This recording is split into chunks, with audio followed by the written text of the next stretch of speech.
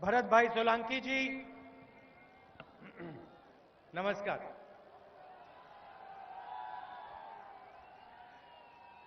शंकर सिंह वाघेला जी, मधुसूदन मिस्त्री जी, शक्ति सिंह गोहिल जी, अर्जुन भाई मोडवाडिया जी,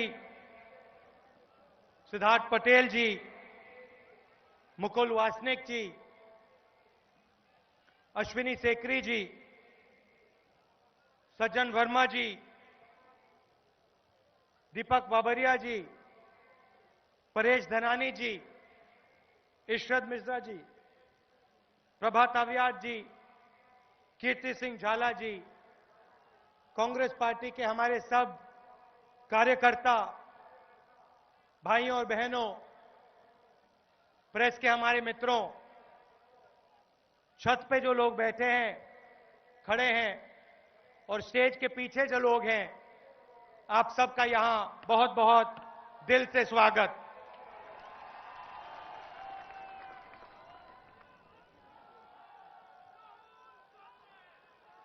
सरदार पटेल जी की कर्मभूमि में बरदोली सत्याग्रह जहां हुई, वहां आकर मुझे बहुत खुशी हो रही है। आपने देश को दूध की क्रांति दी, व्हाइट रेवोल्यूशन दिया और आपकी मेहनत ने मट्टी को सोना में बदल दिया है। पूरा देश दिल से आपको धन्यवाद करता है।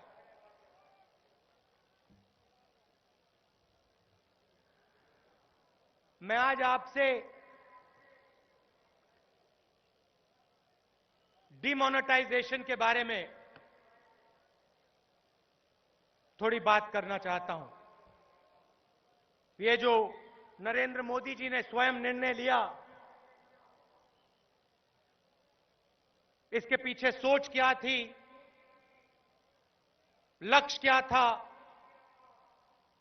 और इस डिसीजन का असर क्या हुआ, किन लोगों पर हुआ, वो मैं आपसे यहां कहना चाहता हूं। सबसे पहले कांग्रेस पार्टी हिंदुस्तान से भ्रष्टाचार को मिटाना चाहती है, हटाना चाहती है। और मैं यहां इस स्टेज से कहना चाहता हूं कि नरेंद्र मोदी जी की सरकार ने अगर भ्रष्टाचार के खिलाफ कोई भी कदम उठाया, छोटा कदम या बड़ा कदम, कांग्रेस पार्टी उनका पूरा 100% समर्थन करेगी।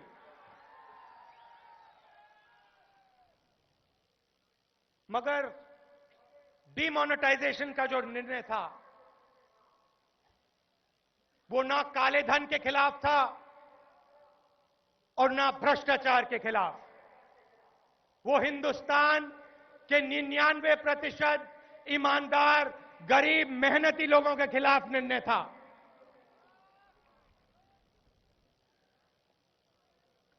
ढाई साल से नरेंद्र मोदी जी की सरकार हिंदुस्तान में है और उससे पहले नरेंद्र मोदी जी गुजरात के चीफ मिनिस्टर थे। 2.5 साल में उन्होंने हिंदुस्तान के गरीब लोगों पर, कमजोर लोगों पर, मिडिल क्लास के लोगों पर आक्रमण किया है। हिंदुस्तान के किसानों ने उनसे सिर्फ 3 चीजें मांगी थी: कर्जा माफ, बिजली बिल हाफ और अनाज के लिए, सब्जी के लिए सही दाम। 2.5 साल से मांग रहे हैं। हर रोज कोई ना कोई किसान आत्महत्या करता है। पंजाब में, हरियाणा में, गुजरात में, राजस्थान में हर रोज किसान के परिवार डर के जीते हैं। किसानों के बच्चे डरते हैं कि वो दिन ना आए कि मेरे पिता आत्महत्या करें। उनको अपना भविष्य नहीं दिखाई दे रहा है। और नरेंद्र मोदी जी क्या करते हैं? जो किसानों ने मांगा वो नहीं दिया और उल्टा किसान की जमीन छीनने की कोशिश करते हैं। हम जमीन अधिग्रहण बिल लाए, नया बिल लाए किसान की रक्षा करने के लिए, और तीन बार नरेंद्र मोदी जी ने स्वयं उस बिल को खत्म करने की कोशिश की, ऑर्डिनेंस के माध्यम से, छुपकर। यह हमारे आदिवासी भाई आए हैं। मध्य प्रदेश में, छत्तीसगढ़ में, झारखंड में बीजेपी की सरकार है। आदिवासियों से वो जल, जंगल और जमीन छीनने का काम करते हैं। और कोई भी आदिवासी अपने हक के लिए खड़ा हो जाए, कोई भी आदिवासी अपनी जमीन को बचाने की कोशिश करे, अपने जल के लिए लड़े तो उसको गोली से गिरा मारते। मजदूरों का नरेंद्र मोदी जी ने पार्लियामेंट हाउस में, लोकसभा में हमारे सामने मजाक उड़ाया। पूरे देश के सामने उन्होंने कहा मजदूर गड्ढा खोदते हैं। नरेंद्र मोदी जी, हिंदुस्तान का मजदूर गड्ढा नहीं खोदता है, हिंदुस्तान को बनाता है, अपने खून पसीने से बनाता है। आपने उनसे नरेगा छीना, नरेगा का मजाक उड़ाया। और यहां गुजरात की मैं बात करता हूं। दलितों को आप यहां पे मारते हो, कुचलते हो, डर के रहते हैं वो। पाटीदारों ने शांति से, भाईचारे से अपना आंदोलन किया। उन्होंने हिंसा किसी से नहीं की, शांति से उन्होंने अपना आंदोलन किया। और आपने उनकी महिलाओं को और उनके बच्चों को मारा। आपकी सरकार ने उनकी पिटाई की, लाठियों से उनको मारा, गोलियों से उनको मारा।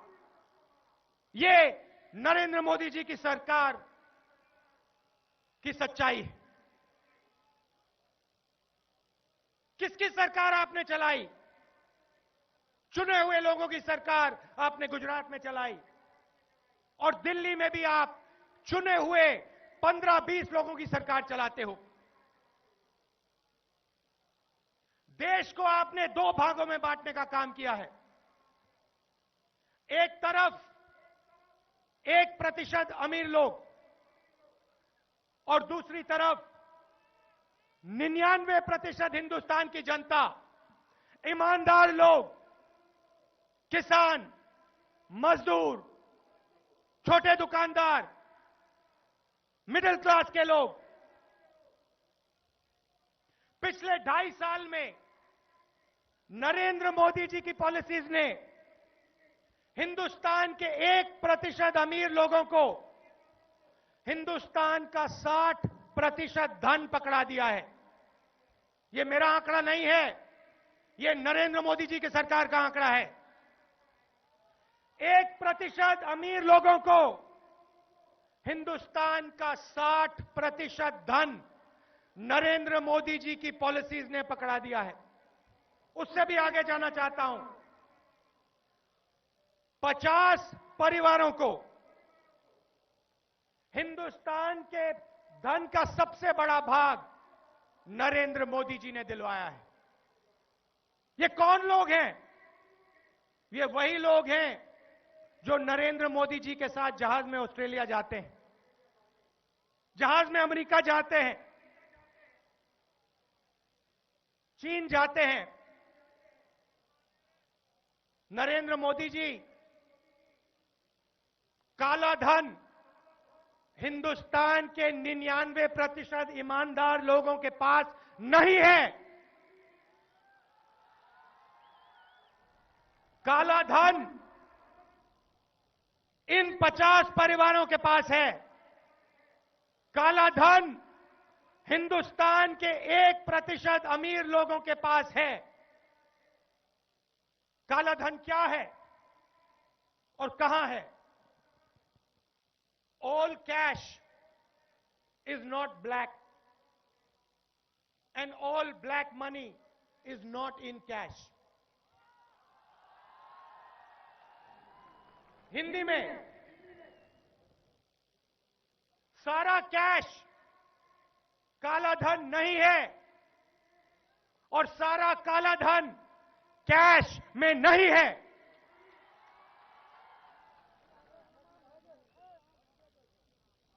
फिर से एनडीए की सरकार का आंकड़ा, सिर्फ 6% काला धन कैश में है।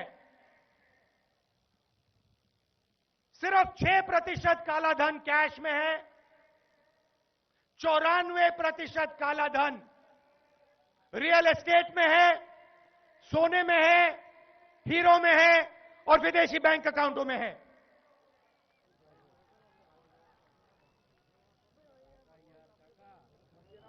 एक 1% अमीर लोगों के पास है। यह बात नरेंद्र मोदी जी को बहुत अच्छी तरह मालूम है। आप मुझसे पूछोगे कैसे मालूम? मैं आपको बताता हूं। चुनाव से पहले 2014 में नरेंद्र मोदी जी ने बहुत भाषण दिए। हर भाषण में उन्होंने कहा कि हिंदुस्तान का काला धन विदेशी बैंक अकाउंटों में है। लाखों करोड़ रुपया लोग चोरी करके विदेश ले गए हैं। स्विट्जरलैंड में, बाकी देशों में बैंक अकाउंट में पड़ा है। नरेंद्र मोदी जी ने वायदा किया था कि वो इस पैसे को वापस लाएंगे। हर बैंक अकाउंट में 15 लाख रुपए डाल के दिखाएंगे। नरेंद्र मोदी जी ने कैश की बात नहीं की थी। नरेंद्र मोदी जी ने विदेशी बैंक अकाउंट में जो डॉलर्स हैं उसकी बात की थी। और यह सच्चाई है, ज्यादा से ज्यादा काला धन विदेशी बैंक अकाउंट में है। अब मैं आपसे एक सवाल पूछना चाहता हूं, यहां कितने लोगों को अपने बैंक अकाउंट में नरेंद्र मोदी जी ने 15 लाख रुपए दिलवाए? यहां कोई एक व्यक्ति है जो कह सकता है नरेंद्र मोदी जी ने मुझे काला धन दिलवाया, बैंक अकाउंट में 15 लाख रुपए डलवाए? एक व्यक्ति नहीं है। दूसरा सवाल, आपने माल्या और मोदी का नाम सुना है? ललित मोदी का। वो हिंदुस्तान में है, लंदन में। वो यहां क्यों नहीं आए वापस? तीसरा सवाल, नरेंद्र मोदी जी, स्विट्जरलैंड की सरकार ने आपको स्विस बैंक अकाउंट होल्डर्स की लिस्ट दे रखी है। स्विट्जरलैंड की सरकार ने नरेंद्र मोदी जी को सब नाम भेज रखे हैं स्विस बैंक अकाउंट होल्डर्स के।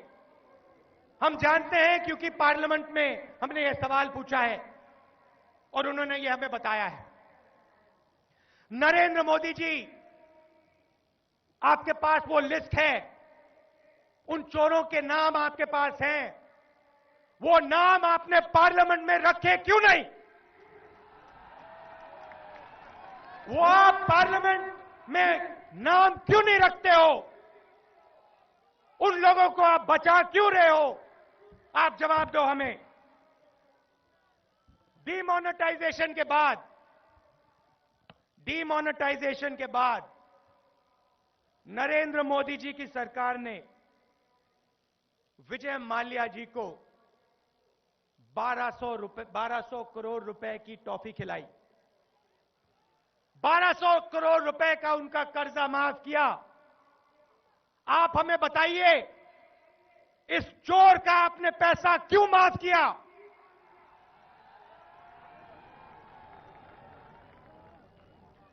लोग सवाल पूछने लगे। जहां भी मैं जाता था, लोग कहते थे भैया नरेंद्र मोदी ने झूठ बोला। मुझे पकड़ के कहते थे राहुल जी, मेरा 15 लाख रुपए कब आएगा? मेरा 15 लाख रुपए कब आएगा? नरेंद्र मोदी जी ने झूठ बोला, पूरे हिंदुस्तान का बेवकूफ बना दिया। लोगों के दिल में यह आवाज उठने लगी। नरेंद्र मोदी जी को घबराहट हुई और उन्होंने एक नया ड्रामा शुरू किया, एक नया event, mega event, surgical strike on corruption, काले धन पे सर्जिकल स्ट्राइक।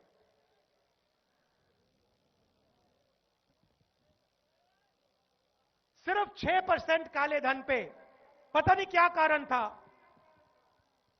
मगर मोदी जी ने अपना निशाना 94% काले धन पे नहीं लगाया। पता नहीं क्या कारण था, 6% काले धन पे निशाना लगाया। नरेंद्र मोदी जी ने 1% हिंदुस्तान के अमीर लोगों पर निशाना नहीं लगाया, 99% हिंदुस्तान के ईमानदार लोगों पर निशाना लगाया। नरेंद्र मोदी जी ने अपना निशाना उन 50 परिवारों पर नहीं लगाया। नरेंद्र मोदी जी ने अपने भ्रष्टाचार की लड़ाई हिंदुस्तान के किसान, हिंदुस्तान के मजदूर, हिंदुस्तान के छोटे दुकानदार, हिंदुस्तान के मिडिल क्लास के लोगों पर करी। दूसरे महायुद्ध में बम गिराने का एक नया तरीका निकाला गया था। इसे फायर बॉम्बिंग कहा जाता था। 300-400 जहाज ऊपर से आते थे, आग वाले बम लेकर आते थे और 20-25 मिनट में बम गिरा देते थे ऊपर से।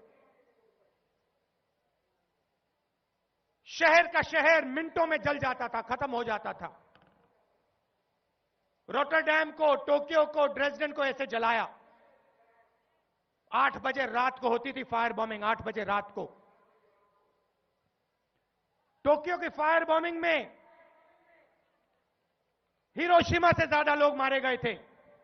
जो काम एटम बम नहीं कर पाया, वो काम फायर बॉम्बिंग ने टोक्यो में कर दिखाया था। नरेंद्र मोदी जी, आपने ये सर्जिकल स्ट्राइक नहीं किया, आपने हिंदुस्तान के गरीब लोगों पर, कमजोर लोगों पर फायर बॉम्बिंग की है। फायर बॉम्बिंग, आग की बॉम्बिंग। और चोट किसको लगी? ये जो हमारी महिलाएं बैठी हैं, इन्होंने जो पैसा बचाया था अपने बच्चों के लिए, अपने भविष्य के लिए, उस पैसे को आपने जलाया नरेंद्र मोदी जी। इनके पैसे को आपने जलाया, इनके भविष्य को आपने जलाया। किसान जब बीज खरीदता है, जब खाद खरीदता है, वो चेकबुक से नहीं खरीदता है, वो कैश से खरीदता है, कैश से। आपने उसके हाथ से उसके पसीने का पैसा खींचा और उसको जलाया। जब मजदूर काम करता है, दिन भर अपना पसीना देता है, मोदी जी, उसे डेबिट कार्ड में पैसा नहीं मिलता, उसे कैश में पैसा मिलता है। कैश में उसके कैश को आपने जलाया।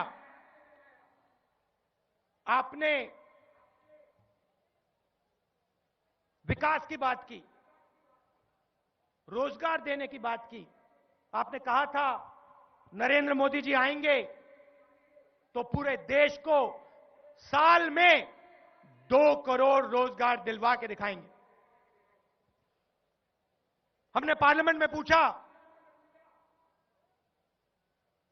और आपने बताया, एनडीए के मंत्री ने बताया कि 7 साल में सबसे ज्यादा बेरोजगारी हिंदुस्तान में आज है। आज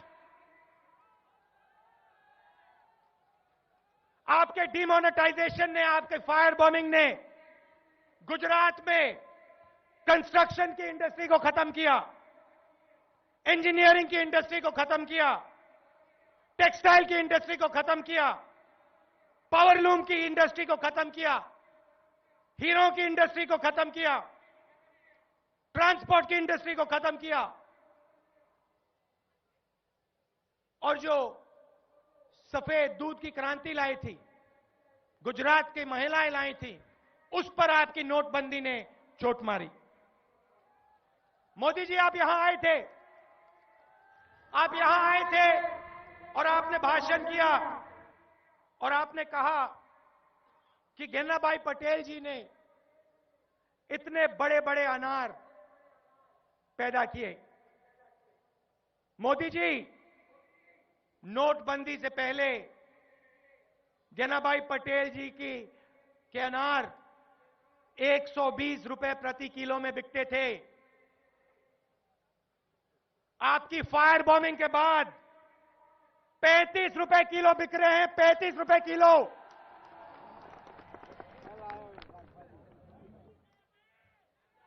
खैर, आपने ये फायर बॉम्बिंग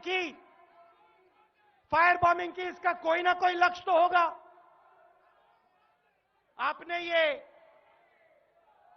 आपने जो किया, इसके पीछे कोई सोच होगी। मैं आपको यहां इस मीटिंग में फायर बॉम्बिंग के पीछे सोच के बारे में बताना चाहता हूं। किसान या मिडिल क्लास का व्यक्ति अगर बैंक से लोन लेता है और पैसा वापस नहीं देता है तो उसे जेल में डाल दिया जाता है, उससे उसकी प्रॉपर्टी छीन ली जाती है, उसका घर छीन लिया जाता है। मगर अगर हिंदुस्तान के 1% अमीर लोग बैंक से लाखों करोड़ रुपया लें और वो पैसा वापस ना दें तो उन्हें चोर नहीं कहा जाता है, उन्हें डिफॉल्टर कहा जाता है, उसे नॉन परफॉर्मिंग एसेट कहा जाता है। इन 50 परिवारों ने, इन 1% अमीर लोगों ने हिंदुस्तान के पब्लिक सेक्टर बैंक से लाखों करोड़ रुपया लोन लिया और आज बैंक का 8 लाख करोड़ रुपया, 8 लाख करोड़ रुपया उन्होंने ले रखा है और वो वापस नहीं दे रहे हैं। 8 लाख करोड़ रुपया मतलब 35,000 करोड़ रुपए का नरेगा चलता है एक साल का।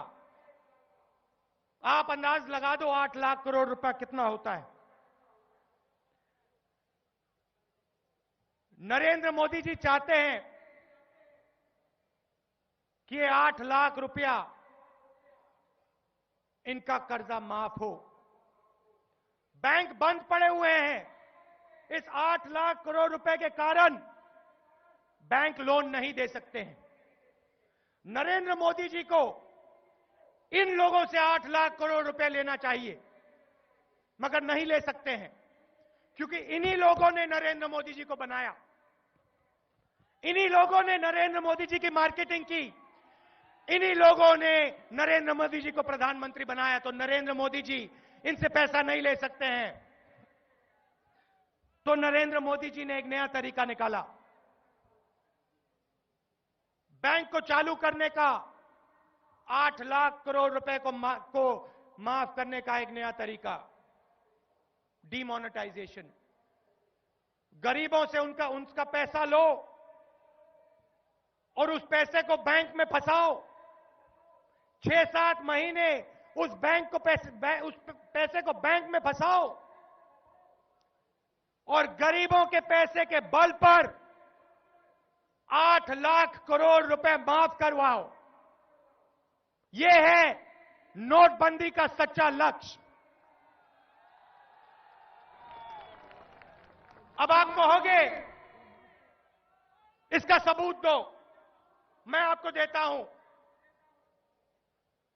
किसान ने नरेंद्र मोदी जी से कर्जा माफ करने की मांग करी। हमने 70,000 करोड़ रुपया माफ किया था। 1 महीना मैंने यूपी में दौरा किया किसानों के लिए। नरेंद्र मोदी जी ने उनका कर्जा माफ नहीं किया।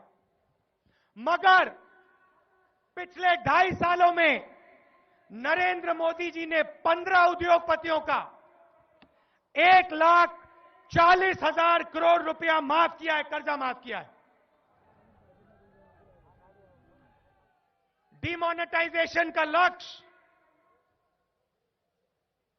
गरीबों से पैसा खींचो, अमीरों को सींचो। 99% ईमानदार लोगों से पैसा खींचो, 1% अमीर लोगों को, 50 परिवारों को सींचो। यह है लक्ष्य नोटबंदी का।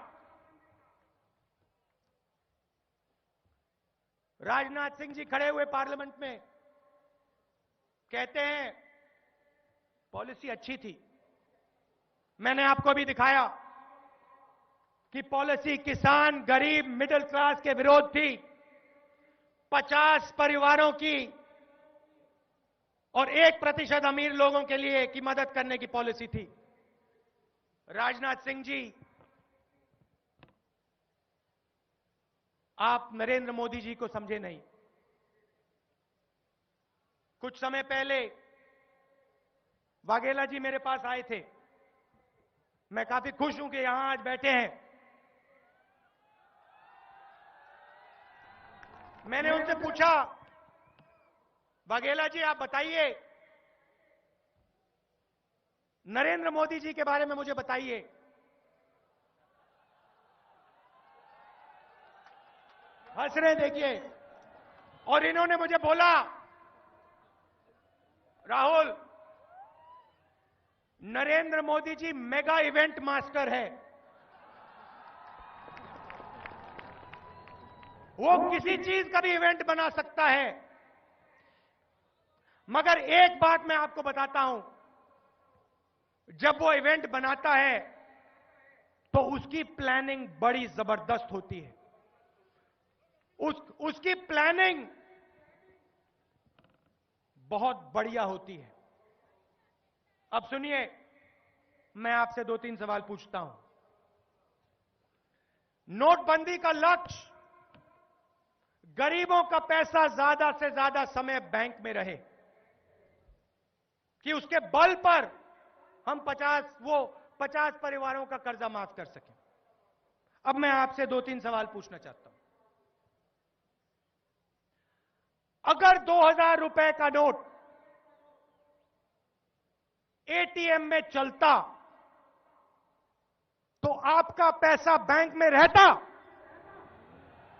नहीं रहता। अगर आपके ऊपर 24,000 रुपए की विड्रॉल लिमिट नहीं लगती तो आपका पैसा बैंक में रहता?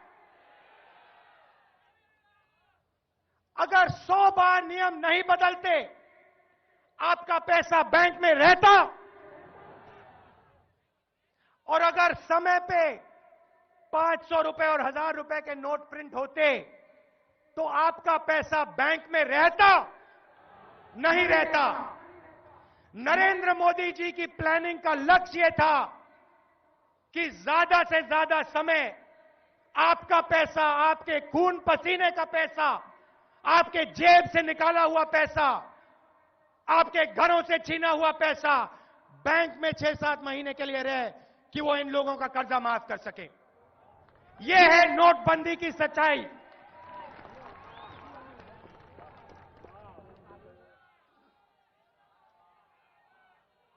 शुरुआत की।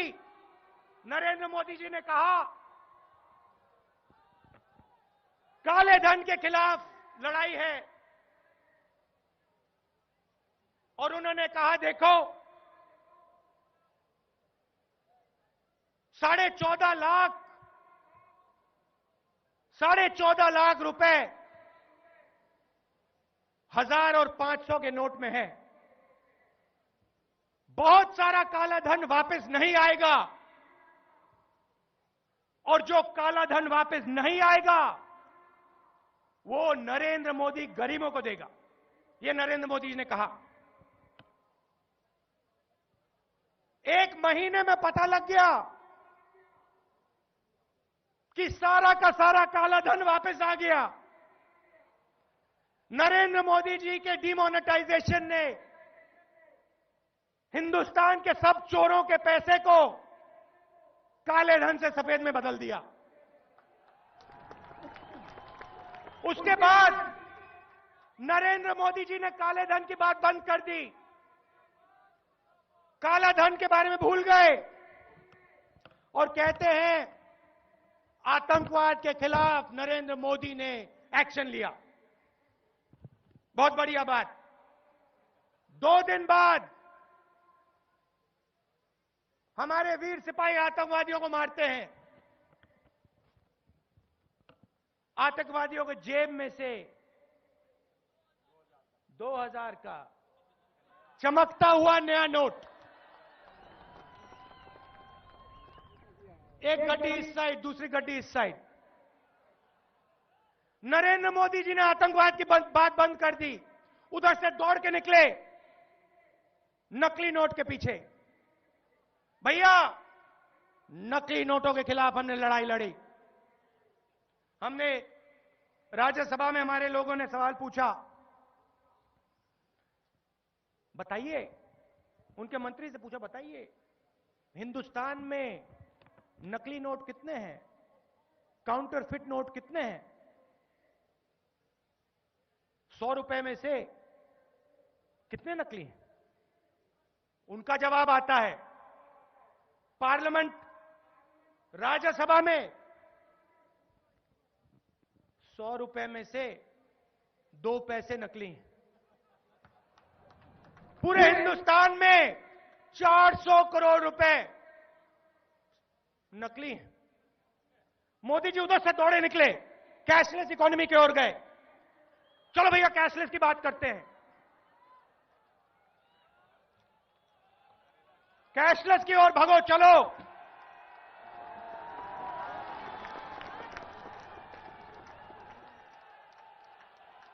ब्लैक मनी से भगो आतंकवाद की ओर, आतंकवाद से भगो नकली नोट की ओर, नकली नोट से न भगो कैशलेस इकोनॉमी की ओर। मोदी जी, हिंदुस्तान की 99% जनता को तो आपने कैशलेस बना ही दिया। उनके कैश को तो आपने जला दिया, हंसते हुए जलाया, हंसते हुए। पॉप कॉन्सर्ट में कहते हैं मैंने 1000 रुपए और 500 रुपए का नोट रद्दी कर दिया, कागज बना दिया। करोड़ों लोगों पर फायर बॉम्बिंग की चोट मारी और हंसी आ रही है आपको। कैशलेस इकोनॉमी के बारे में आपको बताता हूं। आज अगर आप किसी दुकान में जाएं, कुछ खरीदें, ठीक है, खैर आज तो नहीं जा सकते हैं क्योंकि आज तो आपके पास कैश ही नहीं है, मगर अगर आप डिमोनेटाइजेशन से पहले जाते, जेब से 100 रुपए निकालते, किसी दुकानदार को देते, तो आपका 100 रुपए दुकानदार को जाता। मोदी जी की कैशलेस दुनिया में आप अपना 100 रुपए निकालोगे फोन पे और दुकानदार को दोगे, बीच में से 5% कमीशन उन्हीं 1% अमीर लोगों को, उन्हीं 50 परिवारों को मिलेगा।